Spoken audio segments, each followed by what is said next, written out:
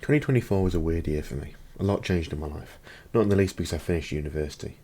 The result was an absolute lack of free time for the first half of the year, and an abundance for the second half, which I spent, I suppose you call it, decompressing. Alternatively, wasting my life is another way of describing it if you're a little bit more cynical. Therefore, as important as reading is to me, I've only read 28 books in 2024. This may not sound too bad, all things considered, but I've also acquired 57 new books. Yeah, my shelves are bulging with unread books. Add on to that how I told myself that I'd read 2 books for every new one that I bought, and you can see how I might have been a little far from the aspirations that I had for that year. Not only is it a bad deficit, but also pretty much the exact opposite of what I wanted to achieve. And my reading failures don't stop there.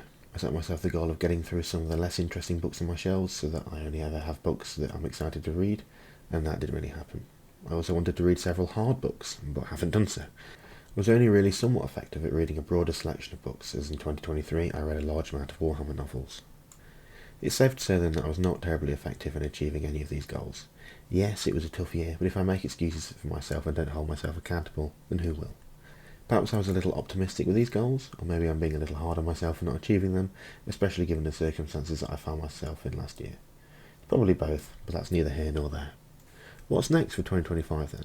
Well, to answer that question, let me first say that I'm expecting to be going into full-time work early on in the year, as well as potentially moving into a new place around halfway, with smatterings of travel spread liberally across 2025. As long as my desire to work on this project and write my own fiction, my time to read will be cut down some, unfortunately.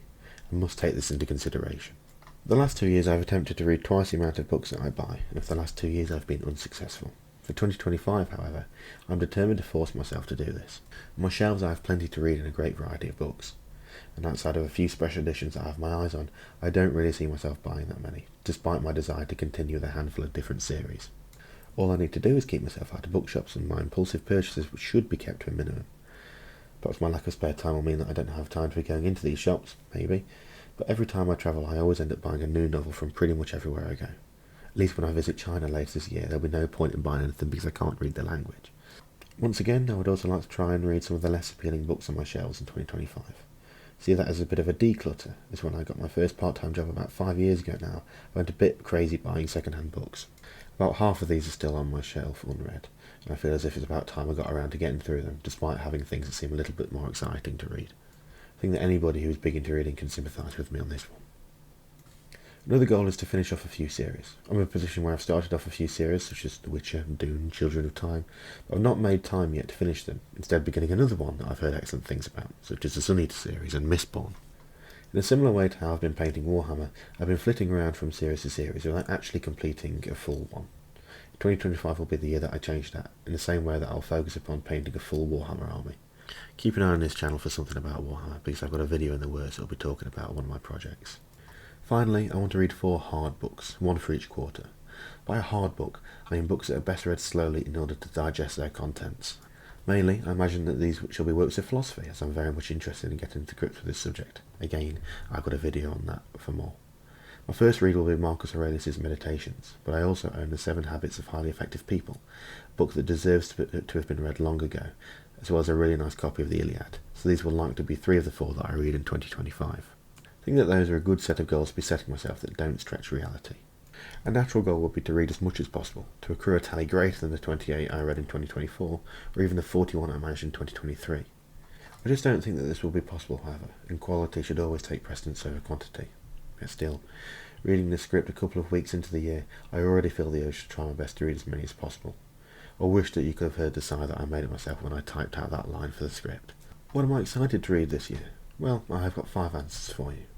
2 a series, Adrian Tchaikovsky's Children of Time and Christopher Ruocchio's Sun Eater series. I read the first books in these 2 series in 2023 and 2024 respectively, and absolutely loved them. Alongside Eisenhorn Xenos by Dan Abnett, they make up my favourite 3 novels that I've ever read. These are going to be 2 of the series that I'll try my best to work my way through this year, so I'm desperate to know how their stories continue, and I love the writing so much.